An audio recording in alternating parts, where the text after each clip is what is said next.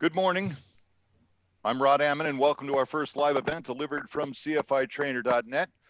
As we launch this new feature, we thought it'd be a good time to deliver a presentation for those interested in getting the most from CFITrainer.net. Because we're launching a new feature for CFITrainer and the IAAI's training and education, there are some of us working behind the scenes whose names may show up during the presentation, but they are not part of the presentation itself. While they're not presenting, Trace may be stopping in with us, but Trace Lawless and Vicki Clancy from the IAAI's TNE are behind the scenes. We're grateful for what they do to make your training and the IAAI successful.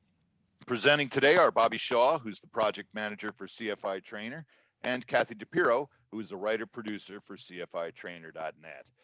During the presentation, please use the Q&A function to ask questions. Some of you might be seeing chat there. We want to make sure you use Q&A function to ask questions. The presentation is being recorded and will be made available at CFITrainer within the next day or so. We hope you enjoy the presentation, learn some new things about CFITrainer.net. Bobby Shaw, why don't you take it away? Thank you, Rod. Good morning, everyone. I'm Bob Shaw. I am the program manager for the CFITrainer.net grant project. I've been doing this position since approximately 2014, but I've been working with CFITrainer since its inception. As Rod said, with me today is Kathy DePiro. And Kathy, why don't you give a brief overview of yourself to the audience? Good morning, I'm Kathy DePiro. I'm the writer-producer for CFITrainer.net. I started in fire investigation training in 1997. I was the interactive writer for Interfire VR, which hopefully a few of you remember. And I've been working with experts to write and produce training in fire investigation and other emergency services topics ever since then. So I've been with CFITrainer since the beginning. I'm grateful to be here today to talk about some of our lesser known features, and I hope this is going to help you get the most out of CFITrainer. Thanks, Bobby. You, CFITrainer has been around for about 15 years. It started back around 2004 when IAAI President Sneed worked with his team and put in for a FEMA grant, and we were successful in getting it, and we launched the CFITrainer.net project. We currently have about 120,000 registered users representing all states and territories of the United States and almost every country around the world. We have a lot of different job titles represented, and over 50% of the people do not list themselves as core fire investigators. We get firefighters, we get insurance adjusters and engineers, periphery to the fire investigation profession. So we're reaching a very broad audience. Matter of fact, almost 54,000 are firefighters or fire officers. So they're a big part of our audience, and we try and gear some of our programs to make sure that we meet their professional development demands. We currently have 75 online training modules, with a few more coming online in the near future, focusing on lithium-ion batteries and electric vehicles and alternative fuel vehicles. Those should be coming online in the coming months. We currently have over 90 podcasts, which are topical audio presentations released more or less on a monthly basis, dealing with current events, special topics, or areas of interest. And we release those to the audience. So we'll talk about those a little bit as we move along. And we're now launching a new live class and events feature. It's going to kind of replace the old webinar feature using some of the modern technology, so we can get more training out to our audience through the distance learning platform.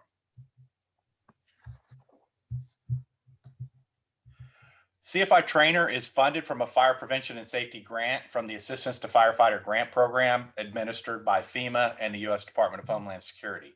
We also receive support from the Bureau of Alcohol, Tobacco, Firearms, and Explosives, and we receive voluntary online donations from CFITrainer users and podcast listeners. So we greatly appreciate the support that you give to our platform to allow us to meet the needs of the fire investigation community. Today, what we're going to talk about, we're going to introduce you to the dashboard. We've recently updated it and with responsive design and changed some features. We added a program filters feature, which we will go through. We'll discuss program refreshes, what that means and how you accomplish that. We'll discuss some of our multi-program certificates, the enhanced transcript features that we recently implemented. We'll talk a little bit about continuing education units, obviously, we're going to focus on the online live class and events feature that we're here demonstrating today. We'll reinforce some of the podcast features that we have and some of the other resources on the CFITrainer.net platform. And we'll also introduce you to the secondary reporting program feature that has been around for a while, but a lot of people don't know that there is that capability within the system. And then we're going to talk about the integration with other training programs, specifically IAAI credentialing and residential training programs, and then how we interface with other organizations like ATF and the National Fire Academy and state and local training academies. And then we want to reinforce to make it a habit to use CFITrainer in your professional development needs. So when you first log in to CFITrainer, you will land on your dashboard. And this is basically brings you to a snapshot of where you are in the program. It gives you a snapshot of the programs, thumbnails at the bottom, and it gives you some links to various indices, programs in progress, programs completed, your transcript, how you are progressing towards the fire and the multi-program certificates, and it allows you to take tests and edit your profile from here. And Kathy's going to kind of walk us through some of the features of the dashboard, so I'll turn it over to Kathy. Okay, so we'll just go through these quickly. So again, once you're logged in, you expand out the dashboard just by clicking on the dashboard icon there. We'll start first with programs in progress. So in progress means modules you've started, but not completed all the sections and passed the skills challenge test, as well as the live classes and events you've registered for, but haven't yet completed, so they haven't yet taken place. On CFITrainer, we define a completed program as one where you watched all the chapters and passed the skills challenge test. So on this page, these programs are listed in the order you started them, oldest first, and you can see the date that you started each one of the programs, and you can see how many chapters you've completed out of how many chapters are available. If you see a program on here, for example, this one, Fire and Explosion Investigations utilizing 1033 and 921, you'll see it says you've completed 9 out of 9 chapters. But the reason why it's still appearing here is because you haven't taken and passed the skills challenge test. Once you take and pass the skills challenge test, that program is going to move over to your completed programs. So we encourage you to finish all of the programs that you start, to take the test and earn a certificate so that you can get credit for the work and the time you've put in. So now we'll look at completed programs. So again, the definition of completed programs is you've watched all the sections and you've taken and successfully passed the skills challenge test. So once that happens, the program will be moved here to your completed programs. You'll see each one of these has the date that you've completed it and a quick link to download your certificate. You'll see also a few of these, like here under Introduction to Youth Set Fires. You have a second choice that says Refresh Skills Challenge Certificate. So we're going to talk about that in a few minutes, exactly what the program refresh is. Go back to the dashboard. Now we'll take a quick look at the transcript. We're going to go into a little more depth on the transcript in a minute, but I'll just give you the basic format here. So you'll see your transcript lists your name, organization, your total credit hours. We're going to talk about these filters and the official transcript in a minute. You'll see for each program you have information about that program. So how many credit hours, whether you've taken and passed the test, whether it was a tested program, in other words, there was a test to pass. And you'll see under test type, there's 2 types, initial and refresh. Initial means the first time you take and pass the test, and we're going to talk about the refreshes in a few minutes. And then the last thing you'll see there is the date, and that's the date that you passed the test, whether that was an initial or a refresh. And again, we'll talk about refreshes in a minute. Okay, let's go back to the dashboard. Now we'll look here on the right. These are our multi-program certificates, and we're going to go into more depth on multi-program certificates in a few minutes, but you'll see we've got 2 so far: Fire Investigation for Fire Officers, which also has 2 optional concentrations, and then Principles of Fire Investigation. A dashboard is a quick way for you to see how many programs you've completed out of the required programs. So for example, you can see under Principles of Fire Investigation, I've completed 15 of the 20 programs required for the certificate. Clicking each title will take you to full information about that multi-program certificate, and we'll talk more about that in a minute.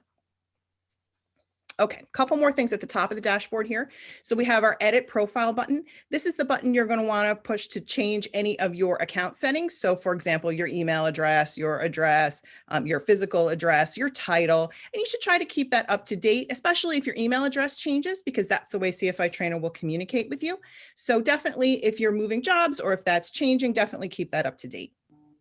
And then the testing pin category here, this is used for IAAI's in-person classes. So if you attend an IAAI in-person class or residential course, your instructor, if that's a tested course, will give you a pin. And that pin is what you enter in this field here. And that will bring you to the certificate test for that class. So you'll be able to take the certificate test online, earn your certificate, download that certificate through CFITrainer, and then that will also become part of your transcript. So the testing pin is used for in-person classes. And then obviously you've got a sign out button here if you're going to sign out a CFITrainer. And that pretty much completes a quick overview of the dashboard. Okay, now we're going to talk about program filters. Program filters was added to the platform recently, and what it does is it allows you to go through and quickly look at modules that are available that deal with a specific topical area of interest to yourself or are related to one of the IAAI credentials or meet the requirements of the job performance requirements or knowledge points outlined in 1033.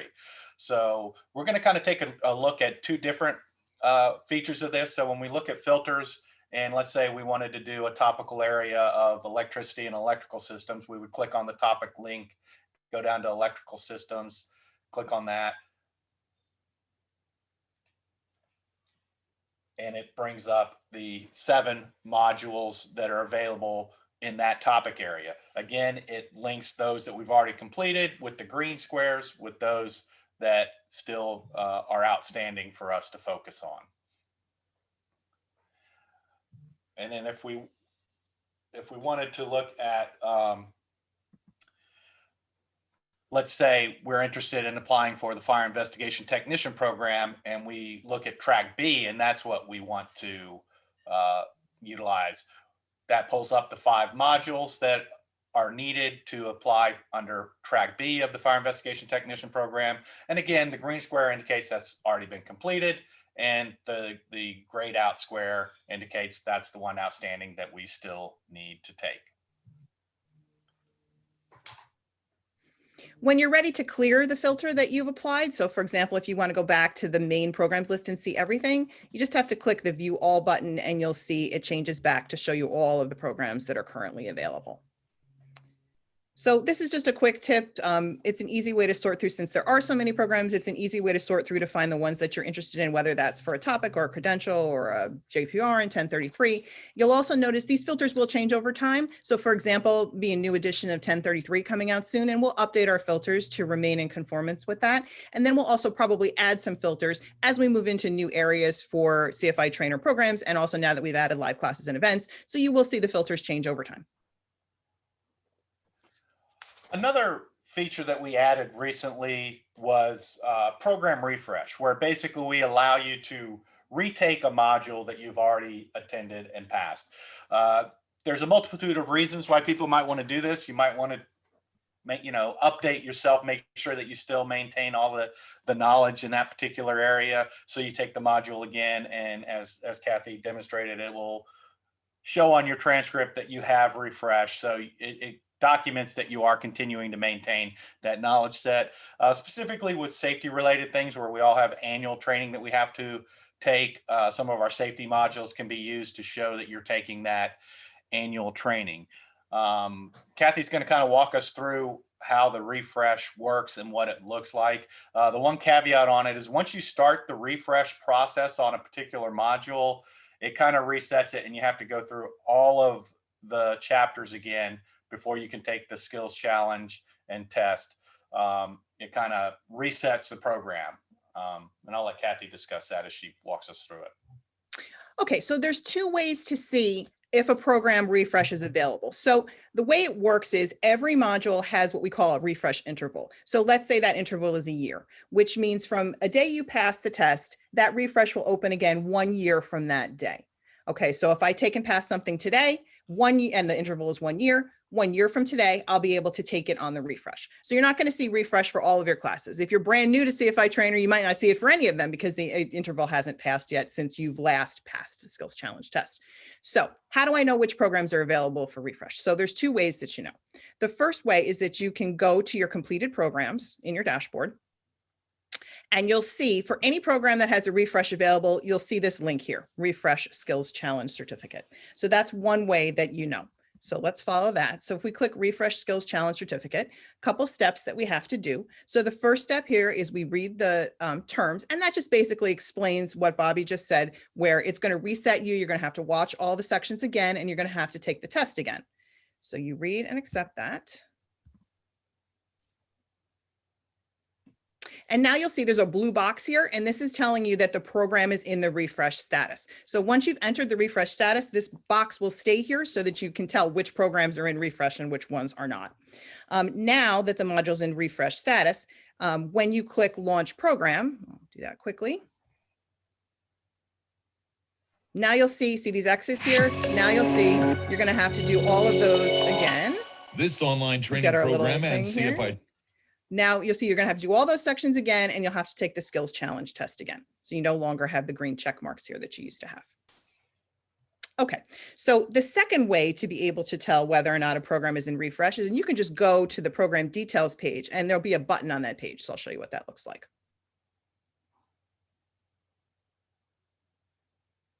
Okay, so let's pick a program that we've completed. We've got one here, critical evaluation and testing of accidental causes. So see here we have the Refresh Skills Challenge Certificate button. So if we click that, it's going to do the exact same thing we already saw coming from completed programs. Again, you'll accept that, bring yourself into the refresh status, and that will again reset everything, and it'll give you the blue box that gives you the notification that you're in the refresh status.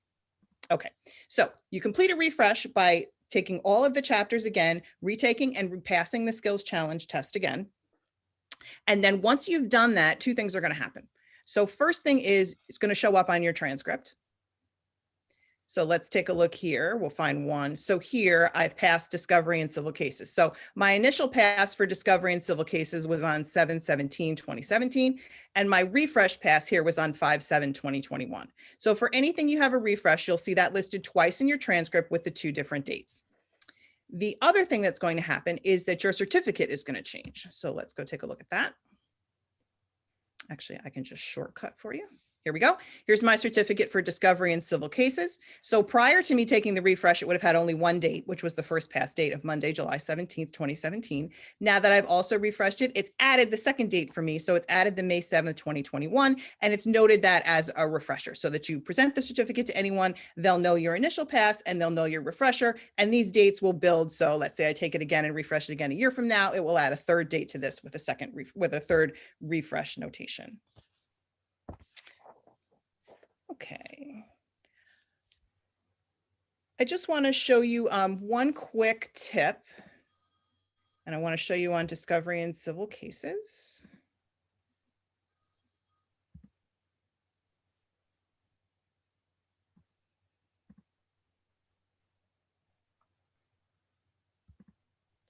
I didn't put this into the refresh status. I just showed you what the dialog box looked like. So I want to call your attention to something on the screen. So when I took this test, I passed the test, but I didn't get 100%. If you score between 50 and 100% on a skills challenge test, you're going to get what we call answer feedback. And that's this stuff here where it says topics needing further study and suggested reading material. So you can see here that there are two areas that I had trouble with on the test. The first related to federal rules of civil procedure, and the other one related to what is a request of admission. So what I can, request for admission. So what I can do now is I can actually go back and look at those sections again and refresh my knowledge. So hopefully I can correct, any error that I made before. So if I click this link, it's actually going to take me directly to that section of the module, and I can rewatch that section of the module. That's just a quick tip. So if you don't pass with 100%, but you pass with at least 50%, you'll have access to the answer feedback for 30 days after the test. So whether you passed or failed, 30 days after that, you'll have access to this information so you can update your knowledge and hopefully correct any errors. Yeah, and what we do is we try and give you a pointer to the area where that particular question was derived from, but we don't give you the exact question and answers just to maintain the integrity of the testing platform. So that's it for program refreshes. Okay, so the next thing we're going to talk about is multi-program certificates. And then what multi-program certificates are, it's a group of modules that are put together to create a curriculum or a track in a focused area. We currently have 2 multi-program certificate available. We have the fire investigation for fire officers, which was designed to meet the job performance requirements of the fire officer as it relates to their fire investigation responsibilities.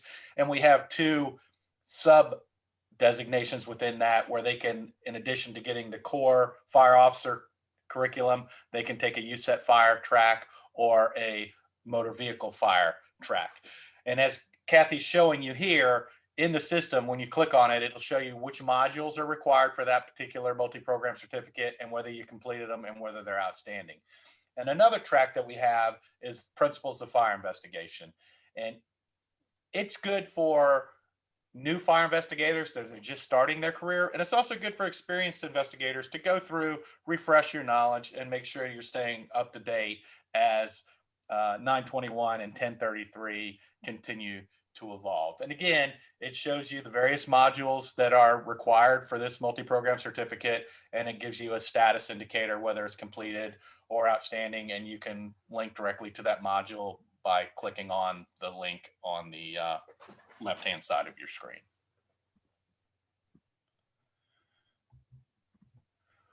So the next thing we want to show you about is transcript. The transcript is your official record of modules taken within CFITrainer.net, previously webinars that have been presented. Like Kathy mentioned earlier, if you go to an IAAI residential training offering or ITC, your PIN code is used here, and we keep a record of your testing within the system. And our state and local chapters that utilize our platform as their testing mechanism, a record of those courses is also maintained on this transcript. So you can print out your complete transcript that has every program you've taken on here. And we've recently added a filter feature that allows you to filter by date. Now, the value of that is if you're applying for, say, CFI research and we just need your last 5 years of training that's relevant to that application, you can filter by that, and it makes it easier for you to make sure that you have all the required documents. It also makes it easier on the reviewer so they can focus on the relevant training that you've taken. So Kathy, why don't you walk us through some of the features of the transcript? Okay, so we'll start with the date range. If you forget the directions I'm about to give you, if you click here, how to filter by date range, it's going to give you those exact same directions. So the first thing you need to do is you need to figure out obviously which date you want to sort it for. So if somebody wants your training from the last year or wants training from, 2 years, etc. So you got to know your date interval.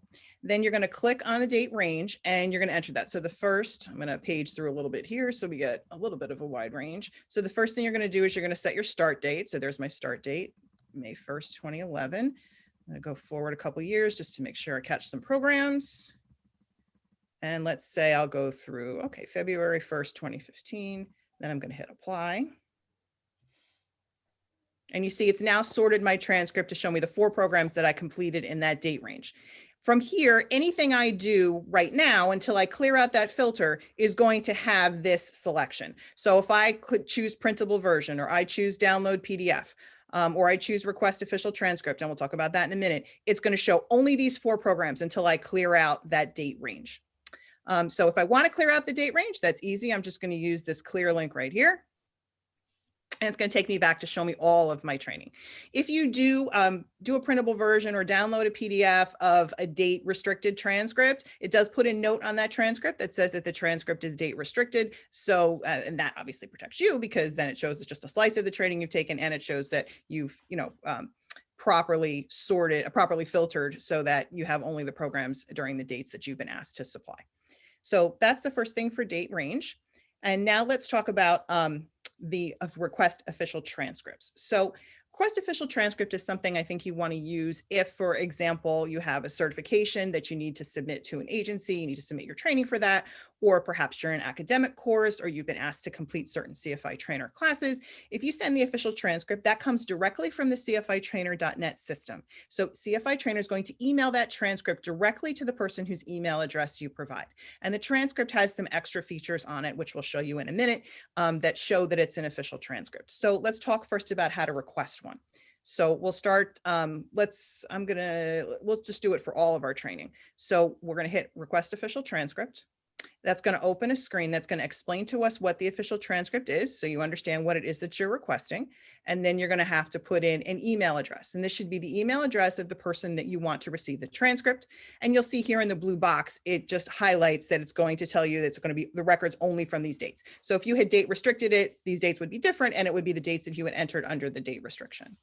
All right, so I'm just going to, since I want a valid email address, I'm going to put in my own.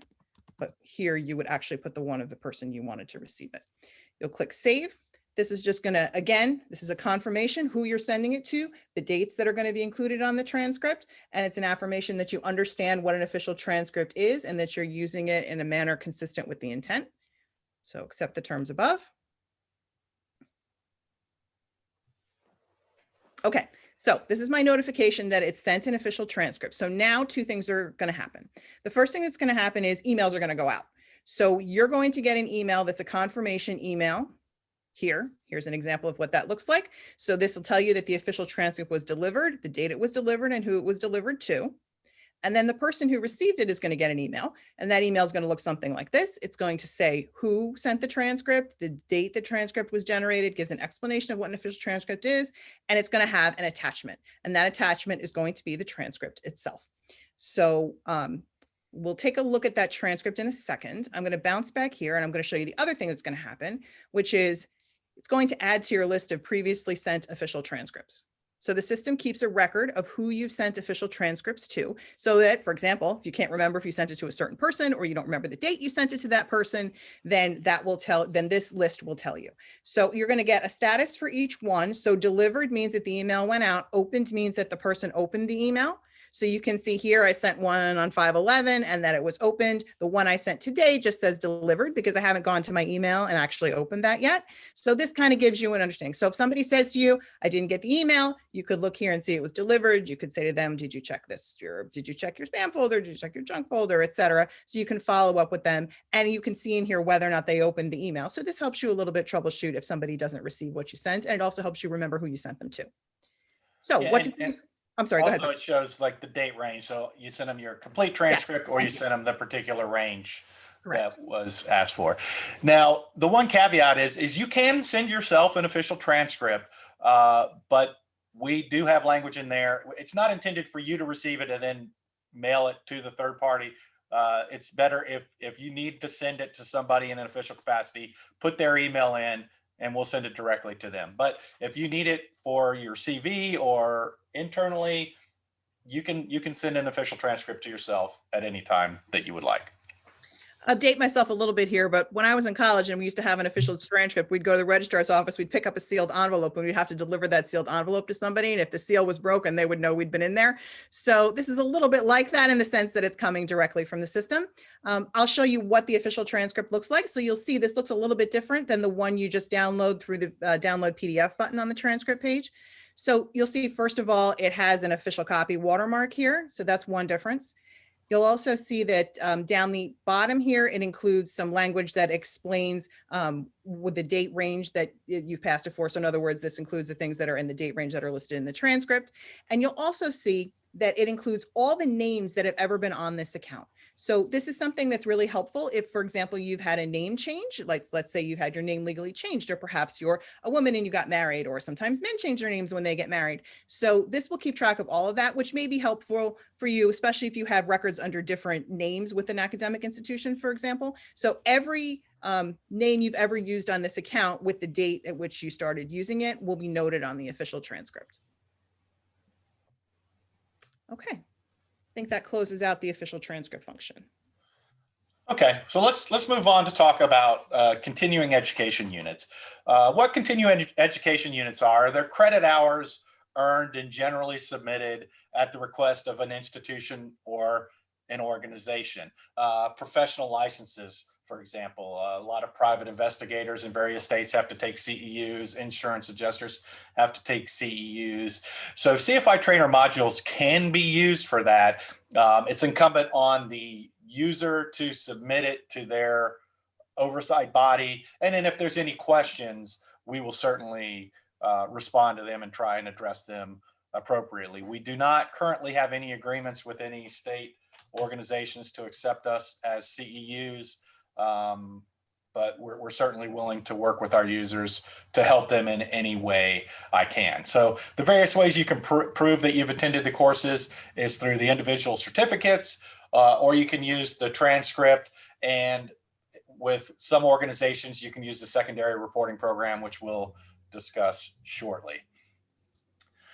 So the new feature that we're kind of building out and demonstrating here today is the online live classes and events overview. This is new, and the IAAI will be now administering all of their online distance learning programs through this platform. So it's very important that you keep your firearson.com login and the CFITrainer.net login email the same. So everybody here today certainly has that, but if you change jobs or positions, you need to update your email address in both systems to maintain continuity. And then if you have other people that you work with and they're having issues, maybe you can advise them to make sure that their email addresses are the same in both systems. When you first register for a class, it'll certainly prompt you to do that. So there's two landing pages here. You have the CFITrainer.net landing page on the left, and it will show you the distance courses that are available, and you can click on the registration link and it would take you through that. On the Fire and Arson website, you can go to the training courses and it'll show you the live classes that are upcoming and are available for registration. So when you click on the link for virtual training classes upcoming, you can click on the register for this event and it'll take you through the process of registering. And if there's a fee, you can make payment. Then it will, behind the scenes, register you on both platforms, and then your CFITrainer desktop will update to say that you are registered, and then it'll allow you to come into the program when the program goes live. So when the program, on the date of the program delivery, when the program's going live, you click on the launch live program and it'll bring you to the waiting room. You'll be let in, and then you will be able to attend the live presentation. After the course, you'll be taken to a exit landing page where you can take the test or that's associated with it, have a link to post-event activities, and then after the IAAI processes and edits the video recording, a link to that will also be added. That the reason that we give you a historic record of it is if you didn't really catch something during the presentation, you can go back and review it again. If you were registered and weren't able to make it, you can come back in, watch the live recording. If you weren't able to make it, you'll have to watch the entire recording before you're able to take the test. Or maybe you were in the middle of the presentation and you're at the firehouse and you got an alarm and you got called out, so you missed the second half of the presentation. You can come back in, watch the recorded version, and make sure that you get all the knowledge that you intended to get. So on the resource pages, we have podcasts that are released basically on a monthly basis. We talk to industry experts about certain topics of interest related to fire investigation and ancillary positions. We talk about current events, a broad range of things. For instance, this month's podcast is associated with Arson Awareness Week. And we speak to Dixon Robin, who is a special agent with the Bureau of Alcohol, Tobacco, Firearms, and Explosives. That really rolls off the tongue. I apologize. Did you used to work there? He's a ATF CFI, and he's a team leader on the National Response Team. And he talks about arson during periods of civil unrest, which we all have seen a lot of lately. So it kind of ties into the arson awareness theme. So that is available there. You can subscribe through any of the platforms to get notice when new podcasts come out. We also send out emails through the system that let you know they're is a new podcast out there. And you can also go to the CFI Trainer podcast resource page, which lists all of the podcasts that have been made to date. Yeah, on this page, you can see we've got resources for every podcast. We've got a feedback form, and we'd love to hear your feedback on what you think of the podcast.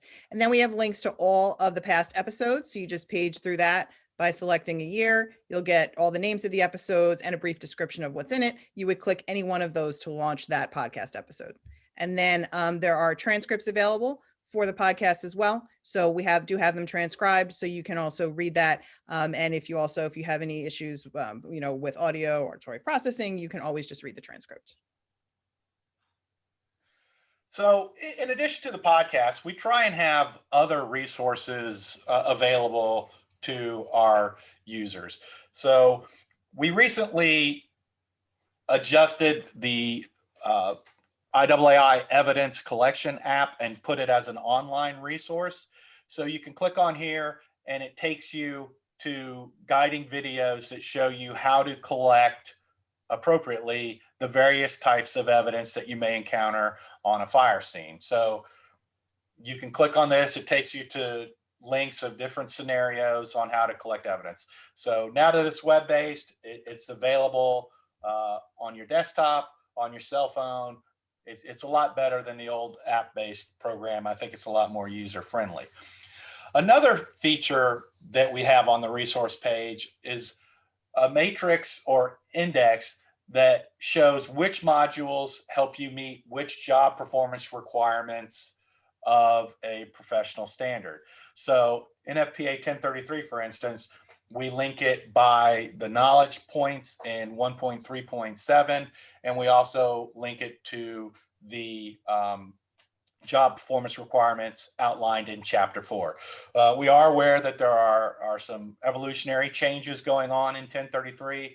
As those become official and published to the community, we will work to update the matrix or the index. But it's a good snapshot to say, hey, here's the courses I took, and here's how it shows that I meet this knowledge area or this job performance requirement outlined in whatever job performance professional qualification standard you're trying to demonstrate that you're meeting.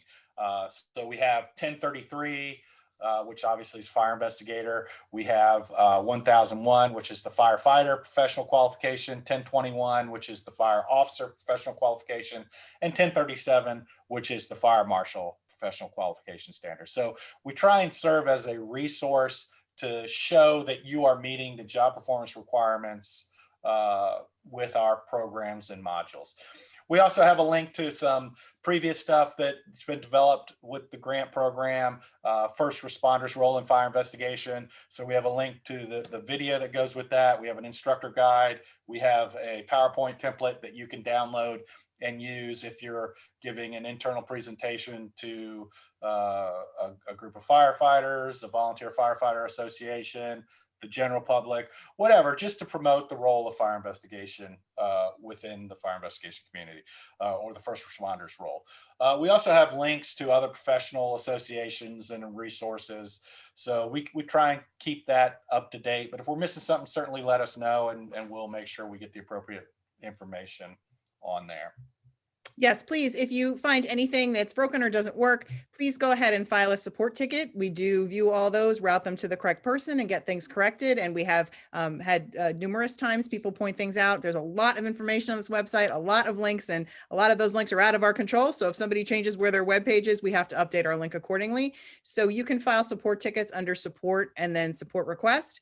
So we do definitely encourage you to do that if you find something that you feel is not working, or if you have a problem or issue that you need assistance with, or even if you'd like to give us feedback, you can, any of those things you can do through the support request.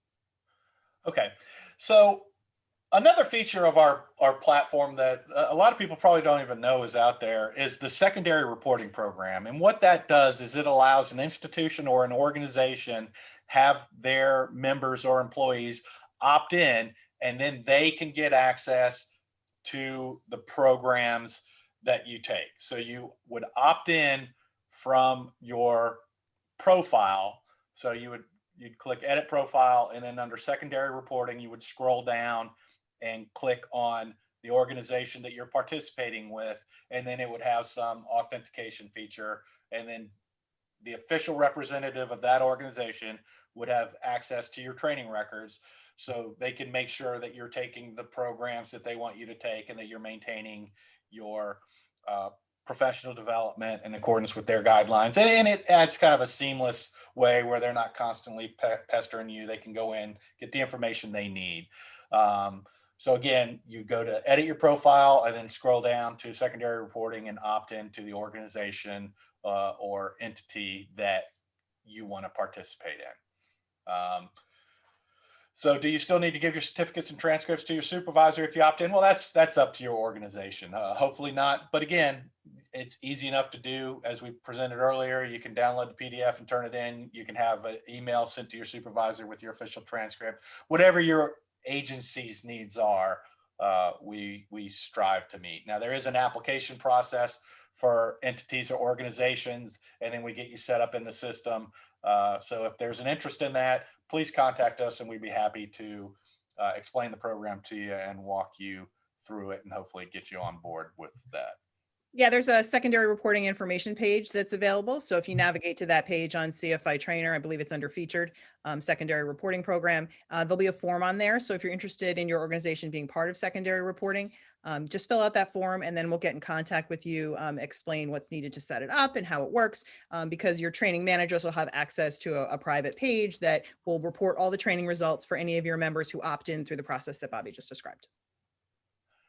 So CFITrainer modules have been integrated with other training programs and certification requirements. The IAAI uses them as foundational requirements for many of their certification programs, including certified instructor, fire investigation technician, evidence collection technician, and whatnot. And we also require certain modules for residential training programs as well as course prerequisites. And the reason we do that is we hope to give people a good foundational knowledge before they come to our residential training program, and hopefully we can take them a little bit further. We're also used by the National Fire Academy. They require a number of our programs for course prerequisites for a number of their programs. State and local fire academies use it. State certifications use it. The IAAI CFI, the ATF CFI program and the state and local training programs they offer also use our modules as course prerequisites. And you can use your transcripts, certificates, or secondary reporting to fill those requirements. Trace, maybe you want to explain a little bit more about how we use that and what the philosophy is and what the goals are. Yeah, thank you, Bobby. Well, on the IAAI training and education side of the house, we do have prerequisites for our residential courses, as Bobby just mentioned. With that, you can just submit your transcript or copies of your certificates along with your into the IAAI training manager and training coordinator. That way, we see that the classes, as an example, motor vehicle endorsement, there's 3 modules that are required for that program. So those can be submitted into the certification side or the training side of the house. You gain that pre-knowledge or prerequisite knowledge over vehicle systems, basic components of vehicles, things of that nature prior to coming to the residential offering, where we really focus on the investigation of vehicle fires and things of that nature. Along with that, we are adding continuously prerequisites to all the courses as the new modules get built out, things of that nature. You will also see some prerequisites for some of the online live classes that will be coming up in the near future. Some of those that we have coming up, because we host classes every 3rd Thursday of each month at 1 p.m. Eastern Daylight Time. We'll start back live on this new platform in May, on May 20th, fire sprinkler systems for the fire investigator. We'll continue all the way through November with topics such as You're Right, But You're Wrong by Dave Harlow. It's dealing with the area of origin, other fire dynamics, fire patterns, fire effects to look at, things of that nature. Recognize some burning to defraud the origin and cause investigator. We have that coming up in August, and we'll finish up the year with post-blast investigations presented by Jimmy Varick from New Jersey State Police. So we've got a lot of interesting things going on. Make sure you, all the live training events, you look at firearson.com. They're all listed under training, in addition to right on your CFITrainer landing page. You can look for live classes and you can register from either one of those locations. Thank you, Bobby. Thank you, Trace. So we want you to make it a habit to use CFITrainer. We think it's a great resource to the members of the IAAI and the fire investigation community broadly. Kathy, you want to kind of give a rundown of various ways that they can make it a habit? Sure. So the first thing is to make sure that we have your correct email address in your user profile and that you've opted into the email notifications, because we always announce new programs and features there first. That goes to the email list first. If you ever want to catch up on things that have been released, there is a news section underneath featured. So in that news section, we have highlighted the current article, and then at the bottom it says news archive. If you click that news archive link, then you'll see all of the articles that we've ever posted. So anytime we do a major feature, like for example, when we made the changes to have an official transcript, we do an article on that explains how it works. Our most recent one is about how live classes and events works. It includes some screen captures and a real step-by-step. So, you can refer colleagues to that if they're interested in, in doing that and participating the way that you participated today. So that's the first thing. The second thing is to make yourself a training plan or set a goal. Like maybe there's a topic you want to learn about, evidence collection, for example, or fire patterns, or a JPR that you feel like you need to strengthen your knowledge on. And you can use the correlations that we showed you earlier to help you see which JPRs are associated to which classes, or you can use the filter on the available programs for that. Or maybe you're working your way towards an IAAI certification or perhaps a state certification. Then you can, again, for IAAI, you can use the filters on the front to see which ones are required, but you can also go outside of that and you can make yourself your own goal and say, this year my goal is to learn this, and CFITrainer can help you get there. We provide a lot of good, I think, foundational training. Like, for example, if your goal this year is to learn more about investigating vehicle fires, we have a number of modules on vehicle fires, from traditional vehicles to electric and hybrid vehicles. Pretty soon, we're going to have another one out on alternative fuel vehicles. It's going to cover CNG and LNG and some of the other alternative fuels. So if you set that goal for the year, you can get good foundational training on CFITrainer. I think that will prepare you for in-person classes where you'll have a good base foundation when you go in, and then you can really focus on the fire investigation aspects of that, knowing something about the vehicles themselves. Again, so set a time in your schedule each week to train, even if it's only a short period of time. Most of our podcasts are like 20, 30 minutes. So if you can find 20, 30 minutes a week or 2 15-minute blocks, try to work a podcast in every week, or try to start a module. You don't have to complete the module in one setting. It saves your progress, so it knows where you stopped and you can pick up from there. So most of the modules run about 45 minutes. So if you can set aside 45 to finish it, great. If you need to do it in pieces, that's okay too. Just try to schedule it into your week, because your ongoing training is so important. 1033 requires it. I'm sure all of your agencies require it. So it really should be part of your workflow, just like the cases you're doing. Try to visit at least twice a month, because you'll see pretty much new things at least once a month, whether that's a new podcast or a module coming out or an update to the resource, like we're updating the correlations now because some of the 1033 standards have been updated. So I think if you visit a couple times a month, I think you'll always see something new. Subscribe to the podcast, which you can do through the podcast page. You saw the subscribe button there, or you can do it through your favorite podcast provider, Apple Podcasts, Spotify. That way, if you subscribe and you hit alerts or notifications, then you'll be notified when new podcasts debut. And also, if you're signed up to the email list, typically you'll get an email when the new podcast comes out. So stay up to date on that, because there we really do try to cover kind of hot and emerging topics. Add your completed programs to your CV. You're spending time in these, whether it's a live virtual class or whether it's an online self-paced program module, you're spending time there, you're bothering to take the test, you're earning your certificate. So put it on your CV that's where you're training. I think that's important for all the training you take, but sometimes I think we forget about online classes and stuff like that we're taking. Those count too. It's not just in person. We have a new Facebook page, CFITrainer or for CFITrainer.net. So if you go to Facebook and you search CFITrainer.net, or we'll have a link in the post-event resources for this module. You can click that. Please like and share. It is literally brand new, so be one of our original followers. And again, we'll be posting things there as everything is updated. And then the last thing, just a quick thing, we've started IAAI last year filmed some fire investigator video profiles. So we have those available on CFITrainer. So if you go under featured, you'll see fire investigator video profiles. They're really fascinating. We talked to a bunch of fire investigators across the country, public, private, all kinds of careers. So I think you'll find that interesting in terms of all their career paths and how they train, et cetera. So we really appreciate the support you've given CFITrainer through the years, and we encourage you to continue to support us and the IAAI and our distance learning platform.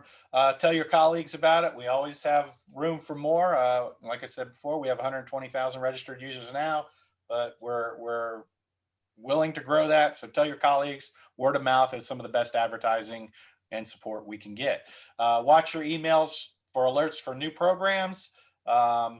Listen to and rate the podcasts. As Kathy just said, you can subscribe to them, or you can go to the resource page and listen to them there. Let us know if they're meeting your goals, or if not, give us feedback. There is feedback on the podcast page. We do send out surveys periodically that give us information about what the users need and how our platform is meeting those needs. The CFITrainer management team uses that to identify modules for development and release in future grant iterations. So your participation in those surveys provides valuable information to the CFITrainer management team.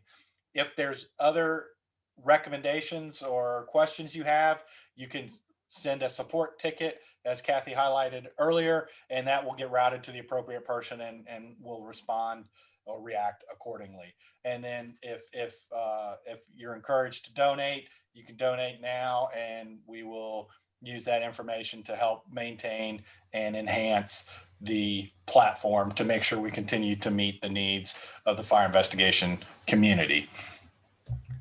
So that basically covers our getting the most out of CFITrainer.net presentation. We'd be happy to take any questions should you have any. If you use the Q&A feature on the toolbar to submit your questions, and we'll respond.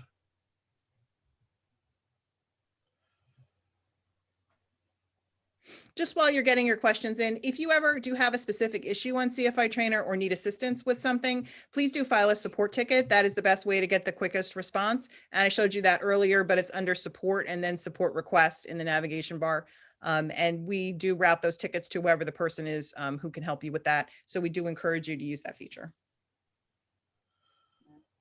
Okay, not seeing any questions. I would like to thank you for attending today's class, taking time out of your schedule to help us present this and utilize our new live distance learning platform. Look for great things with the IAAI using this platform and getting more training out to the fire investigation community. When you exit this class, again, you will be brought to a landing page that will allow you to take the test. This will be one of the most challenging tests you ever take, but we do, take the test, say that you attended the presentation, you can get your certificate. As Kathy mentioned, there's a link to post-event activities. It has a link of the PowerPoint that we used today, and then other resources and articles that Kathy mentioned earlier. When the presentation gets edited and approved by the IAAI, it will be available on the Watch Event Recording link. So again, thank you very much, and we look forward to your continued participation and support of CFITrainer.net. Thanks, Bobby, and thanks, Kathy. Appreciate very much the time that you guys spent putting this together. And I think over time, as others come in and check this out, it's going to really help some people out, because as you said, there are features in here that a lot of folks I don't even think know, because we get questions, hey, do I have one of these, or can I do that? We are getting some thank yous, so that's very nice. That's about it for today.